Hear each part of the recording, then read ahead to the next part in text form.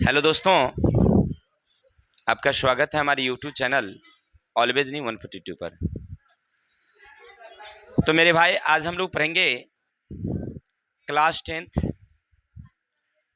भारतीय one geography से अध्याय नंबर 1 का और नंबर यानी अध्याय 5, जिनका नाम है खनिज संसाधन।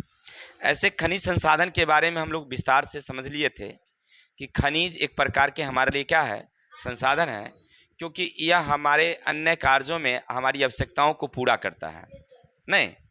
और इसके बाद हमने देखा था कि खनिज हमारे भारत में कहाँ कहाँ कितनी कितनी पाई जाती है और खनिज क्षेत्रों में हमने उसको बांट दिया था। चलिए, इसके बाद हम लोग जेसीबी और लिए और चल गए खुदाई करने के लिए। तो हम लोग 3 तरीके से खुदाई किए ना, 3 तरीके से खुदाई किए, जिसमें खुली खनन थी, एक भूमिगत और एक जलोढ़। खनन को प्रभावित करने वाले कुछ कारक थे, उसको भी हमने वहां पर ध्यान दिया। उससे कुछ लाभ हुआ, इसका भी हमने ध्यान दिया, और साथ साथ उसके कुछ दुष्परिणाम भी थे, उसका भी हमने पूरा विस्तार से चर्चा किया कि खनन से क्या क्या हानि हो सकती है। अच्छा, जब खनन उनन हो ही गया था, फिर हमने बताया कि हमारे देश में कितनी लोहा है, कितने तांबा हैं, कितने चूना पत्थर हैं, और उसके क्या क्या वितरण क्षेत्र हैं, यानी कहाँ कहाँ पाई जाती है, कितनी मात्रा में हम लोग निकालते हैं, सब का चर्चा विस्तार से चर्चा हुआ था उसमें। अच्छा ठीक है, अगर आप देखे हैं वीडियो, ठीक ना देखे हैं तो पहले वीडियो देखिए, तब ये समझ में आएगा क्या है। अच्छा देख लिए, तो चलते हैं क्वेश्चन की तरफ।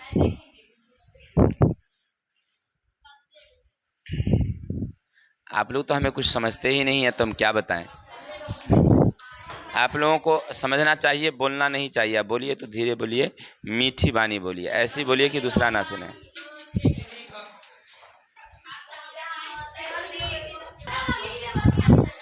चलिए ध्यान देंगे। क्वेश्चन क्या है मेरे भाई, खनिज से क्या तात्पर्य है। ए भाई, खनिज से क्या तात्पर्य है, खनिज के 2 वर्ग कौन कौन से हैं, उनके उदाहरण दीजिए। चलिए सुनिए ना, खनिज से क्या तात्पर्य, मैंने खनिज किसको कहते हैं, तो धरातल में पाई जाने वाली वे चट्टानें, धरातल में पाई जाने वाली वे चट्टानें जिसे हमें धातु या अधातु की प्राप्ति होती है, वो खनिज है। क्लियर है। इसके बारे में हमने चर्चा किया था कि मान लो मेरे भाई, अगर हम धरती की खुदाई कर रहे हैं, खुदाई करते करते करते कुछ चट्टानें हमें मिली, पत्थर मिली, जिसमें एक प्रकार की चमक दिखाई पड़ रही थी, तो हमने उसको बाहर निकाल लिया, फिर इसका हमने शोधन किया, सफाई किया, और जो अनेक प्रक्रियाएं हैं उससे गुजरने के बाद उससे कुछ धातु की प्राप्ति हुई, लोहा की प्राप्ति हुई, तांबा की प्राप्ति हुई ना, या अन्य प्रकार के आयोडीन है, कोई भी चीज़, तो वो प्राप्त हुआ, तो हम समझ गए कि क्या है, ये खनिज है। वो चट्टान क्या है, हमारा खनिज है। तो कोई खनिज पूछेगा तब समझा देंगे ना। कैसे समझाएंगे कि भाई धरातल की खुदाई हुई, उस चट्टान में हमको कुछ ऐसे पत्थर दिखाई पड़े जिनमें से कुछ चमक आ रही थी या धातु की प्राप्ति की जा सकती थी, तो हमने उसका शोधन किया और धातु प्राप्त हो गया, तो हमारे लिए क्या हो गया वो। अच्छा, जिसमें कुछ नहीं प्राप्त हुआ तो क्या हुआ, वो पत्थर हुआ। कुछ ना प्राप्त हुआ तो क्या।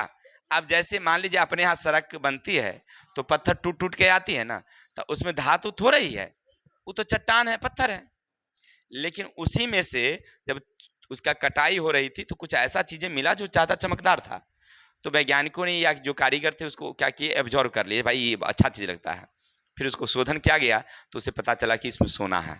तो वो जो पत्थर हुआ ना, वो पत्थर हुआ, वो क्या हो गया हमारे लिए, खनिज। वो क्या हो गया, खनिज। अब समझ में आ गई होगी ना, पत्थर क्या है, खनिज क्या है। तो खनिज क्लियर हो गया कि धरातल में पाए जाने वाली वे चट्टानें जिनसे धातु या अधातु की प्राप्ति होती है, उसे क्या कहते हैं हम लोग, खनिज कहते हैं। किसी को डाउट, समझने में कोई दिक्कत। विवेक भाई आप कहाँ देख रहे हैं, थोड़ा सा ध्यान दीजिए मेरे भाई। अब चलिए, खनिज के 2 वर्ग कौन है, तो यहां से हम 2 पार्ट कर देते हैं। देखिए, इसके 2 पार्ट हैं। पहला कौन है भाई, तो एक धात्विक खनिज और एक अधात्विक खनिज। हो गया, एक धात्विक और एक अधात्विक। अब चलिए, अब धात्विक खनिज के फिर कहते हैं उनके उदाहरण भी देने हैं ना। तो धात्विक खनिज में हो गए कौन, हेमाटाइट, मैग्नेटाइट, या लोहा के, आप लिख सकते हैं लोहा के खनिज, या लौह खनिज, अलौह खनिज लिख सकते हैं। अब चलिए अधात्विक में फिर दो, कार्बनिक और अकार्बनिक। तो कार्बनिक में कौन कौन? कोयला और पेट्रोलियम कार्बनिक में। अकार्बनिक में कौन कौन? तो जो कार्बन नहीं हो, जैसे देखिए क्लोरीन, फ्लोरीन, आयोडीन, है ना, ये सब क्या है? ये सब अधातु हैं, लेकिन कार्बन इसमें नहीं है, तो ये हो गया अधात्विक खनिज। ठीक है, धात्विक अधात्विक समझ गया ना? फिर समझते हैं, गौर करिएगा। खनिज के दो वर्ग कौन कौन है? तो खनिज के दो वर्ग हैं, धात्विक अधात्विक। धात्विक में फिर से दो, एक लौह और एक अलौह। तो लौह में हो गया लोहा, अलौह में हो जाएगा सोना, चांदी, टीन, तांबा इत्यादि। अधात्विक में फिर दो, एक हो गए कार्बनिक, कार्बनिक में कोयला और पेट्रोलियम। अकार्बनिक में हो गए आयोडीन, क्लोरीन, फ्लोरीन इत्यादि। Any doubts? आशा है समझ में आ गया, क्लियर? चलिए आगे अब चलते हैं क्वेश्चन नंबर नेक्स्ट क्या कहता है। देखिए कहता है किन अधात्विक खनिज का उपयोग ऊर्जा उत्पन्न करने के लिए किया जाता है? किन दो धात्विक खनिज का महत्व बताइए। देखिए पहले तो ऊपर में कह दिया कि हमें अधात्विक खनिज के बारे में बताइए। अब समझना मेरे भाई, अभी अभी जस्ट हम पढ़ रहे थे कि अधात्विक खनिज दो प्रकार की होती है। कौन कौन होती है? तो एक कार्बनिक और एक अकार्बनिक। अच्छा, कार्बनिक में फिर हमने दो भाग कर दिया, एक कह दिया कोयला और एक कह दिया पेट्रोलियम, यानी ये अधात्विक है। कोयला और पेट्रोलियम क्या है? अब गौर करना, अभी हम लोग जितने भी वाहन चला रहे हैं नहीं, या अन्य प्रकार के जो बड़ी बड़ी फैक्ट्रियां हैं, आसपास में चिमनी है यानी ईंट उद्योग हैं, वहां पर गौर करोगे तो कोयला और पेट्रोलियम का उपयोग हो रही है। अगर हमें अगर ऊर्जा प्राप्त करनी हो तो ऊर्जा प्राप्त करने के लिए किसका उपयोग करते हैं हम लोग? कोयला और पेट्रोलियम। ये क्या है? एक प्रकार के अधात्विक खनिज है। तो अब हमसे क्वेश्चन पर चलते हैं, किन अधात्विक खनिज, किन अधात्विक माने किस अधात्विक खनिज का उपयोग ऊर्जा प्राप्त करने में लिए? तो कोयला और, सटीक आंसर क्या जाएगा? ठीक है, लेकिन इतना को आंसर लिख देंगे, लघुतरीय है, सोशल साइंस है, लंबा लिखना पड़ता है, ठीक है ना? तो ऐसे आप सीधे लिख देंगे कोयला और पेट्रोलियम एक धात्विक खनिज जिससे ऊर्जा प्राप्त करते हैं, तो इससे काम हमारा नहीं चलेगा, इसको थोड़ा सा विस्तार से लिखना पड़ेगा। ठीक है, तो कैसे लिखेंगे? लिखेंगे अधात्विक खनिज दो प्रकार की होती है, एक कार्बनिक और एक अकार्बनिक। कार्बनिक में आते हैं कोयला और पेट्रोलियम। आज हमारे यहाँ जितने भी ऊर्जा प्राप्ति के साधन हैं, उनमें मूल रूप से सबसे ज्यादा कोयला और पेट्रोलियम ही है। पेट्रोलियम का उपयोग अब तो ज्यादा हो चुके, पहले कोयला का ज्यादा था, कोयला अब कम हो गया, पेट्रोलियम इसका उपयोग स्थान ज्यादा ले लिया है। इसका मेन कारण क्या है कि कोयला एक भारी भरकम चीजें हैं, है कि नहीं? तो अब उपयोग करने में थोड़ी कठिनाइयां होती है, लाने ले जाने में कठिनाइयां होती है, और जलने के बाद अवशेष भी छोड़ती है। पेट्रोलियम एक ऐसी चीजें हैं, ऊर्जा भी ज्यादा देती है और जलती है, अवशेष नहीं छोड़ती है, तो इसीलिए आसान हो गया। क्या? जैसे मान लीजिए मोटरसाइकिल अगर हमको यहाँ से ले जाना होगा चला करके समस्तीपुर, और कोयला से चलाना होता तो एक आदमी तो चलाने वाला होता और एक आदमी बेलचा से उसको जो है कोयला बुझने वाला होता, तब ना जाती। नहीं, बगल में वो टेलर लगा के रखते उसमें मोटरसाइकिल में, तब जाके उसमें कोयला बुझाते चलता। नहीं, सारे गाड़ियां एक बार अगर जाती तो एक के दिन में जो है पूरा सड़क भर जाता, किससे? कोयला के अवशेष से, छाई से। नहीं, गौर करके देखिए। लेकिन पेट्रोलियम है क्या है? एगो टंकी में भर लेते हैं 1 लीटर, फुरफुरेले चल जाते हैं, फुरफुरेले चलाते हैं। क्या कहने का मतलब है कि उसमें अवशेष तो नहीं बचती है ना। चलिए उसको तो पूछता नहीं है। तो अधात्विक खनिज कौन कौन? कोयला और पेट्रोलियम। अब आगे, किन दो धात्विक खनिज का महत्व बताइए। तो धात्विक खनिज में कौन महत्व बताइए, कौन कौन? तो कोई दो का लिख देंगे, वो लोहा। अब देखिए लोहा सबसे मेन धात्विक खनिज है, इसलिए लोहा को अलगे रख दिया गया है। क्यों? क्योंकि जितने बड़े बड़े उद्योग हैं, बड़े बड़े वाहन हैं, वो सब किसकी बनी हुई है? लोहा भले काली है इसलिए सस्ती है, नहीं, सोना भले पीली है सुंदर लगती है तो महंगी है, वो अलग सी बातें हैं। हमें वो मैटर नहीं देखना, मैटर ये है कि उपयोग कौन वाला है भाई? सबसे ज्यादा लोहा है। अर्थात लोहा का हम लिख देते हैं वो इसमें, फिर एक और लिख देंगे मैग्नीज रख देंगे, तो लिखेंगे दो धात्विक खनिज में कौन कौन, लोहा और मैग्नीज। लोहा का उपयोग रेल लाइन में, बड़े बड़े मशीन बनाने में, उद्योग चलाने में हो गया। मैग्नीज ये इस्पात निर्माण में, बैटरी जो होती है सूक्ष्म सेल उसके निर्माण में, या और अन्य कीटनाशक दवाइयाँ में, नहीं इस सब में लिख देंगे, कोई दिक्कत है। हाँ तो वही महत्व यही ना, महत्व का मतलब क्या, उपयोग, इसका क्या गुण है हमारे जीवन में, क्या जरूरत है। क्लियर। अच्छा क्वेश्चन समझ गए सब लोग, किसी को डाउट रह गया क्या, चलूं आगे।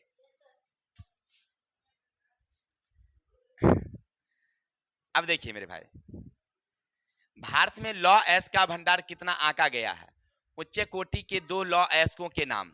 देखिए हमारे भारत में लौ एस्क मापा गया है, नहीं जब सर्वेक्षण हुआ तो हमारे भारत में भी लोहा मापा गया कि भाई हमारे यहाँ लोहा कितनी है, नहीं तो हमको पता चला ऐसे, इस गलती है, कितना है जी, 28,000 ना है, 28,256 है। चेक करिए तो कितना है भाई मेरे,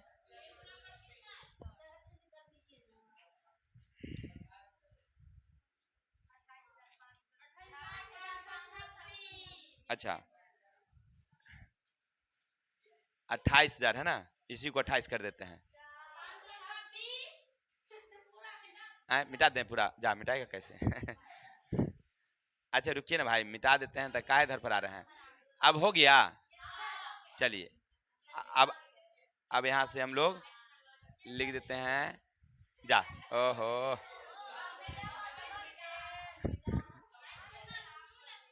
28,500, हला नहीं 28,526, अब हो गया ना, ऐसी किताब से देख लेंगे कोई दिक्कत नहीं है। हमारे यहाँ कितना आकलन है, अच्छा एक चीज और, इसकी प्रमुख पेटी कौन कौन सी है जहां ये पाई जाती है, तो पहला पेटी है उड़ीसा झारखंड पेटी, ठीक है, दूसरा पेटी है दुर्ग बस्तर चंद्रपुर पेटी, तीसरा है महाराष्ट्र गोवा पेटी और चौथा है बेल्लारी चित्रदुर्ग चिंकम गलूर तुमकुर पेटी, ठीक है। ये सब प्रमुख पेटियां हैं जो आपकी किताब में लिखा हुआ, आप देख लेंगे। चलिए भारत के लॉस का भंडार कितना आंका गया है, तो 28,526 मिलियन टन।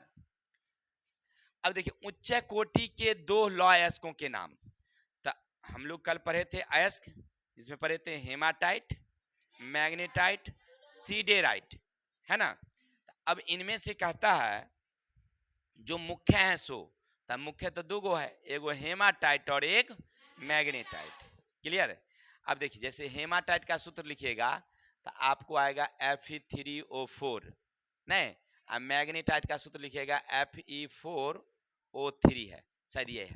तो अब देखिए ये आप लोहा इसमें क्या है सबसे ज्यादा पाई जाती है, लेकिन जैसे सीडेराइट का लिखिएगा तो FeO4 आएगा।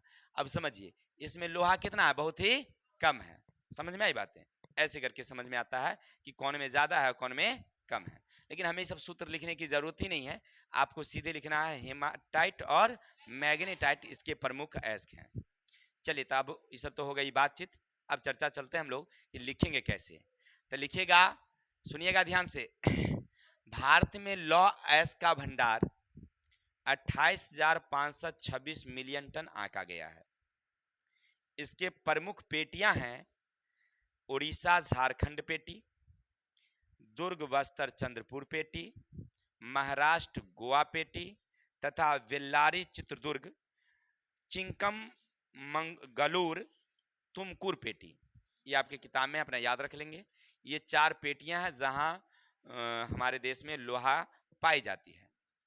अब लिखेंगे उच्च कोटि के दो अयस्क हैं जिनमें हेमाटाइट और मैग्नेटाइट है, इसके अलावा अन्य भी अयस्क हैं लेकिन वह उच्च कोटि के नहीं है। हमारे देश में जितना भी लोहा पाई जाती है ये हेमाटाइट और मैग्नेटाइट अयस्कों से प्राप्त की जाती है, ठीक है। चलिए उम्मीद है सब लोगों को समझ में आया होगा, आगे चलते हैं। अब देखिए भारत के प्रमुख लौह क्षेत्र कौन कौन से हैं, कुछ खदानों का भी नामोल्लेख करते हुए लौह उत्पादन की दृष्टि से महत्वपूर्ण है, इनके बारे में देखना है। चलिए अभी जस्ट आप पढ़ रहे थे कि भारत में लोहा का भंडार कितना, तो 28,526 मिलियन टन, समझ गए। इसी के साथ साथ हमने एक चीज और आपको बताया कि हमारे भारत में जितनी लोहा है उनको 4 पेटियों में बांटा गया है, जिनमें पहला है उड़ीसा झारखंड पेटी। यानी ये 2 पेटियां हैं, माने 2 राज्य हैं जहां पर सबसे ज्यादा लोहा का उत्पादन होती है, जिनके प्रमुख खान हैं, याद रखेंगे, झारखंड का है सिंहभूम, झारखंड का है सिंहभूम, और उड़ीसा के हैं सुंदरगढ़, क्योंझोर, मयूरभंज इत्यादि पेटी। ठीक है, चलिए। दूसरा है दुर्ग, बस्तर, चंद्रपुर पेटी, जिनमें छत्तीसगढ़ के रायपुर, दुर्ग, दांतेवाड़ा, बस्तर, महाराष्ट्र के हैं चंदा जिले इत्यादि उसमें आ जाते हैं। ये उनके प्रमुख केंद्र है जहां से हम लोग लोहा उत्पन्न करते हैं। तीसरा हमारी महाराष्ट्र गोवा पेटी, जिनमें महाराष्ट्र के कुछ क्षेत्र हैं और गोवा के कुछ उत्पादक क्षेत्र हैं, जिनके खान की नाम वहां पर नहीं है, तो केवल लिख देंगे महाराष्ट्र और गोवा राज्य से उत्पादन की जाती है। और चौथा है बेल्लारी, चित्रदुर्ग, चिंगम गलूर, तुमकूर पेटी, जिनके प्रमुख हैं तमिलनाडु, कर्नाटक और आंध्र प्रदेश राज्य से उत्पादन की जाती है। अब हो गया। अब ये आपको वहां से थोड़ा सा ध्यान से लिखना होगा। ऐसे अब रही बात, अब आपके दिमाग में एक शब्द आता होगा कि सर याद कैसे होगा ये हमको ना, तो आपको मूल रूप से याद कैसे करना है सो समझिएगा। देखिए, भारत के प्रमुख लौह क्षेत्र 4 हैं, 4 में कम से कम 3 को तो जरूर याद रखिएगा, नहीं, जिसमें पहला हमारा हो गया उड़ीसा और झारखंड पेटी, दूसरा हमारा हो गया नहीं, दुर्ग, बस्तर, चंद्रपुर पेटी, और महाराष्ट्र गोवा पेटी, है ना। चलिए, अब कुछ खान की बात है तो राज्य का ही नाम याद रखिएगा। जैसे हमारे भारत में उड़ीसा, झारखंड, आंध्र प्रदेश, महाराष्ट्र, गोवा, तमिलनाडु, कर्नाटक इत्यादि राज्य से निकाली जाती है। नहीं, रही बात कुछ जिला का नाम, तो जैसे सिंहभूम है, क्योंझोर है, पलामू है ना, सुंदरगढ़ है इत्यादि खान से निकाली जाती है। ठीक है, किसी को दिक्कत? चलिए, अब थोड़ा सा तो याद रखना ही होगा ना। अब आगे चलते हैं, सुनिएगा मेरे भाई। मैग्नीज उत्पादन के 4 राज्यों के नाम लिखें। देखिए, अब हमारे देश में मैग्नीज कहाँ कहाँ उत्पादन की जाती है, इनके राज्य के नाम पूछ रहे हैं। सबसे महत्वपूर्ण उत्पादक कौन राज्य है, वहां के किन्हीं 5 खानों के नाम भी लिखने हैं हमें। चलिए सुनिएगा। तो मैग्नीज हमारे यहाँ जो भी उत्पादन है, ऐसे किताब कह रहा है हमारा 430 मिलियन टन। कितना कह रहा है? 430 मिलियन टन है, जिनमें हम लोग सबसे ज्यादा उत्पादन करते हैं उड़ीसा, कर्नाटक, मध्य प्रदेश, महाराष्ट्र और गोवा राज्य से। चलिए, मैग्नीज का उत्पादन हम लोग कहाँ कहाँ से करते हैं और राज्य हैं, ऐसा हम बोल दिए हैं तो उसमें कोई जरूरी नहीं कि वहां पर जो नहीं है, माने राज्य तो बहुत सारे हैं ना, उनमें से सब जगह उससे कुछ कुछ होता है, तो उनमें से 5 को का नाम देना है। तो नंबर 1 पर रखिएगा उड़ीसा, कर्नाटक, मध्य प्रदेश, महाराष्ट्र, गोवा, है ना, इत्यादि राज्य हैं। अब चलिए, अब उड़ीसा सबसे महत्वपूर्ण है। इनके 5 जो मेन जगह हैं जहां से उत्पादन होती है, तो एक है क्योंझोर, कालाहारी, सुंदरगढ़, मयूरभंज और तालचर। ये इनके प्रमुख जो हैं क्षेत्र है जहां से उत्पादन की जाती है। किसी को डाउट? फिर समझिएगा, मैग्नीज उत्पादन के 4 राज्य के नाम। तो अब 4 को राज्य का नाम देना है, तो ले देंगे पहला उड़ीसा, कर्नाटक है, मध्य प्रदेश है, महाराष्ट्र है, गोवा है। कोई 4 को का नाम देना है तो 5 को आगे एगो को हटा देंगे, छाड़ देंगे। चलिए, अच्छा ठीक है। अब सबसे महत्वपूर्ण उत्पादक राज्य कौन? तो सबसे महत्वपूर्ण उत्पादक राज्य है उड़ीसा। अब कह रहा है कि अगर आपने उड़ीसा का नाम लिया है तो वहां ऐसे कौन कौन से 5 स्थान है जहां से मैग्नीज उत्पादन की जाती है। तो मैग्नीज उत्पादन के लिए हम लोग लिखते हैं कौन कौन खान है। तो पहला है क्योंझोर, कालाहांडी, सुंदरगढ़, मयूरभंज और तालचर। मैग्नीज का उपयोग भी लिख देंगे, भंडारण भी लिख देंगे कि हमारे यहाँ इसका उपयोग इस तरह से है और भंडारण कुल 430 मिलियन टन है। किसी को डाउट? अच्छा, आगे चलूं। अब देखिए अगला क्वेश्चन है, बड़ा लंबा तगड़ा क्वेश्चन भाई है। मैग्नीज जाओ अबरक के दो दो निर्यातक पतनों के नाम लिखें। अबरक का उत्पादन पिछले दशकों में बढ़ा है या घटा है? उत्पादन के आंकड़े देकर अपने कथन की पुष्टि करिए। देखिए हमसे कहा जा रहा है कि मैग्नीज हम लोग किन किन पतनों से किसी देश को भेजते हैं, अबरक हम लोग किन किन पतनों से, पतनों का मतलब समझ रहे हैं ना, कि किन किन मतलब बंदरगाह से हम लोग इसको भेजते हैं। कल हम लोग जब पढ़ रहे थे तो हमने वहां पर उसको वीवीआई में हमने दर्शा दिया था कि बउआ जी वो बराबर हमें पूछता है कि किन पतनों से हम लोग इसको ट्रांसफर करते हैं, भेजते हैं भाई। नहीं, चलिए तो ध्यान देंगे, सुनिएगा सुनिएगा। तो मैग्नीज जो है हमारे देश में भेजा जाता है खास करके किसको, तो जापान को, America, Belgium, Germany, United kingdom यानी ब्रिटेन को। इन देशों को हम लोग भेजते हैं। अब भेजते जब उनको हैं तो किन किन पतनों से, तो याद रखिएगा पहला पतन है मुंबई, मारमगाओ और विशाखापत्तनम। तो मैग्नीज के पतन कौन कौन हो गए, मुंबई हो गए, इसके अलावे मारमगाओ और विशाखापत्तनम। एक चीज और याद रखिएगा, आपसे कभी कभी पूछता है कि भारत के प्राकृतिक बंदरगाह कौन है, तो याद रखिएगा मारमगाओ है। मौकर मा मौ ऊपर मार्म गाओ गाओ, तो मारमगाओ ऐसे हैं मार्म, अब जो भी है गाओ ऐसे हैं। याद रखिएगा ये प्राकृतिक बंदरगाह है। आपसे कोई पूछे परीक्षा में, कोई नहीं मतलब परीक्षा में पूछे तो बताएंगे आप, क्या बताएंगे, प्राकृतिक बंदरगाह कौन, मारमगाओ। चलिए अच्छा, उस सब विषय भी चर्चा का नहीं है। सुनिए सुनिए क्वेश्चन सुनिए। तब मैग्नीज हम लोग किसको किसको भेजते हैं भाई, तो जापान को, अमेरिका को, जर्मनी को, ब्रिटेन को। नहीं, तो कहाँ कहाँ से भेजते हैं, तो मुंबई से, मरमगाओ से और विशाखापत्तनम से। अच्छा कोई दिक्कत नहीं। अब चलते हैं दूसरा, अबरक की बात करेंगे।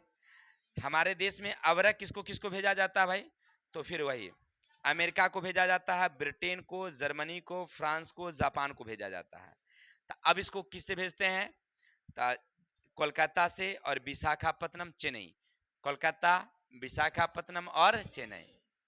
अच्छा एक चीज कॉमन हुआ कि भेजने वाले में किसको किसको, तो अमेरिका और जापान तो दोनों में आ रहा है, जर्मनी भी दोनों में आ रही है। अब भेजने वाले में विशाखापत्तनम दोनों को आ रहा है, नहीं आ रहा है, ये उभयनिष्ठ हो गया, इसको कॉमा ले लीजिएगा आप लोग ये गणित थोड़ा ही है भाई।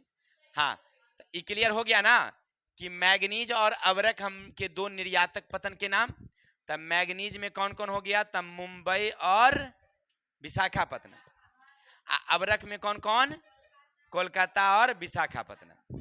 कोई डाउट?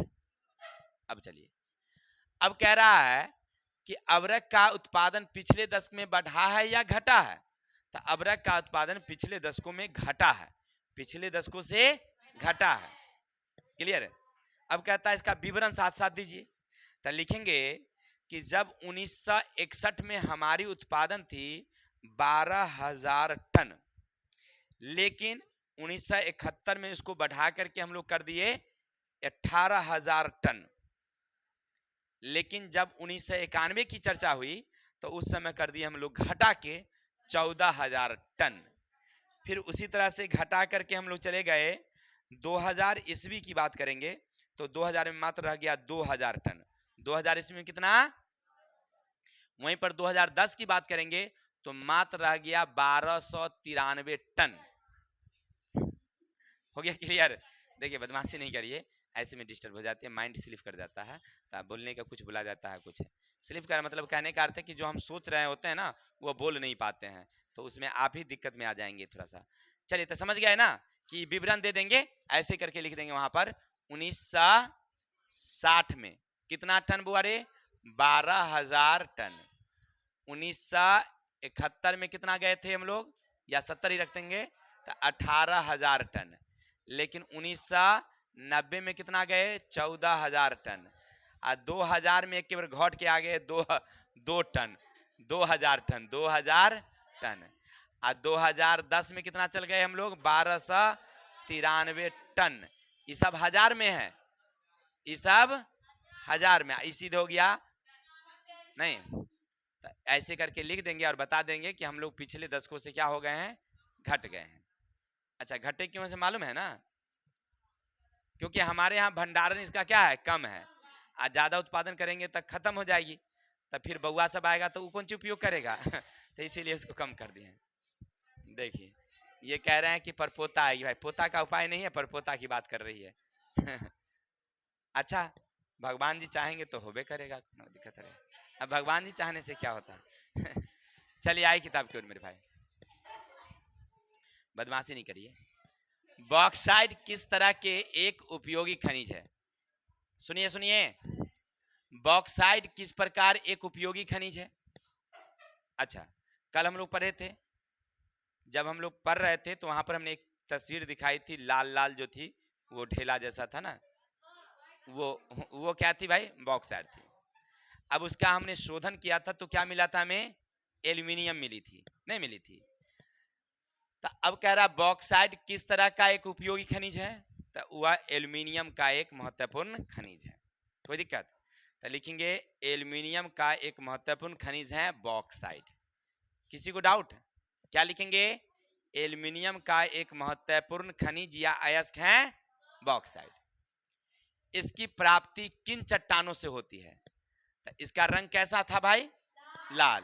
तो देखिए इसका प्राप्त होगा बॉक्साइट जो है, खास करके हमें किससे मिलता है, किससे मिलता है, आग्नेय चट्टान से शायद मिलती है, लेटेराइट है, लेटेराइट चट्टान से। चलिए तो लेटेराइट लिख देंगे, किसमें लिख देंगे हम लोग, लेटेराइट। हाँ ध्यान देंगे, कौन सा चट्टान से, लेटेराइट से। अब झारखंड के किन जिला में इसका विकसित मतलब ये मिलता है, तो झारखंड में भुआरे कहाँ कहाँ मिलता है, तो इसका भंडार है पलामू में और लोहरदगा में देखिए डिस्टर्ब नहीं करिए, कहे ना बात को समझिए, थोड़ा सा मार बैठेंगे कह देते हैं। चलिए बॉक्साइट किस तरह के उपयोगी हैं, समझ गए ना, लिखेंगे बॉक्साइट एक एल्यूमिनियम का महत्वपूर्ण अयस्क है। अब एल्यूमिनियम हमारे जीवन में कितना उपयोगी है तो देख ही रहे ना, घर का दरवाजा बनानी हो, छत का रेलिंग बनानी हो, गाड़ी का पार्ट्स बनानी हो, भोजन बनाने वाले बर्तन बनानी हो, नहीं तो इस सब बनाने के लिए हम लोग किसका उपयोग करते हैं, एल्यूमिनियम का। तो यानी हमारे जीवन का एक अभिन्न जो है ना वह हिस्सा बन गया है, अभिन्न हिस्सा बन गया है। इसके बिना अब ना हमको लगता है कि हम जी नहीं पाएंगे, ठीक है ना चलिए, मैंने कहने का अर्थ है कठिनाइयां महसूस होगी थोड़ी सी। अब चलिए, अब कह रहा है कि ये किस चट्टान से प्राप्त होती है, तो लेटेराइट चट्टान से। अब कह रहा है लेटेराइट, लेटेराइट। अब झारखंड के किन जिलों से, तो झारखंड के पलामू और लोहरदगा जिला से इसकी प्राप्ति होती है। यहां तक किसी भाई को दिक्कत, अब आगे चलते हैं। तांबा भारत के किन किन क्षेत्रों में मिलता है रे भाई, हमसे पूछा जा रहा है कि तांबा भारत के किन किन क्षेत्रों में। तो तांबा की बात करेंगे तो हमारे देश में तो बहुत कम में तांबा मिलती है। अब इसका कुछ क्षेत्र हैं जिनमें है मध्य प्रदेश है, झारखंड है, राजस्थान है, आंध्र प्रदेश है, कर्नाटक है, सिक्किम है, इत्यादि इत्यादि राज्य से मिलती है ना। तो आपसे पूछा जा रहा है कि तांबा किन किन राज्यों से, तो मेन आपका है मध्य प्रदेश, झारखंड, राजस्थान, आंध्र प्रदेश, कर्नाटक इत्यादि राज्यों से पाई जाती। अच्छा, इसके बाद कहता है इसके वितरण और उपयोग पर प्रकाश डालिए। तब वितरण का मतलब फिर वही बात कि कहाँ कहाँ पाई जाती है, तो लिख देंगे यह हमारे भारत में खास करके राजस्थान, झारखंड, मध्य प्रदेश के बालाघाट में, बालाघाट जिले के एक है मलंज खंड क्षेत्र, उनमें पाई जाती है। राजस्थान का एक जगह है खदान जिनका नाम है झुंझुनुम, झुंझुनुम और अलवर जिला में पाई जाती है हंसी नहीं। झारखंड के हैं सिभूम, वहां पाई जाती है ना। तो ये क्षेत्र अपना नाम लिख दीजिएगा, वहां किताब से देख लीजिएगा और इसको याद कर लीजिएगा, ठीक है। चलिए अब रही बात इसका उपयोग, तो तांबा का उपयोग कहाँ कहाँ होता है, तो कोई कहने वाला बात है, बताइए। बर्तन बनाने में होती है, सबसे मेन होता है विद्युत उपकरणों में, गाड़ी के जो पार्ट्स होते हैं ना उस गाड़ी के पार्ट्स बनाने में भी इसका उपयोग कुछ होती है, पाइप बनाने में होती है ना। तो इस तरह से हमारे यहाँ तांबा का उपयोग भिन्न भिन्न कार्यों में किया जाता है। किसी को डाउट, चलिए आगे चलते हैं।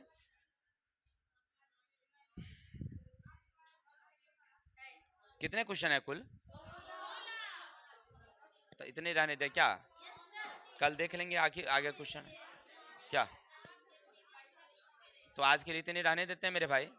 बाकी जो इसके रह गए और जो दीर्घोत्तरीय हैं वो भी कल देख लेंगे।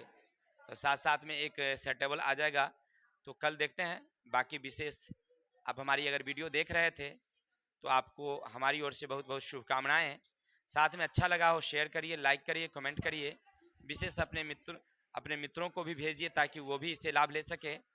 और अपने भाई को विदा दीजिए। जय हिंद, जय भारत।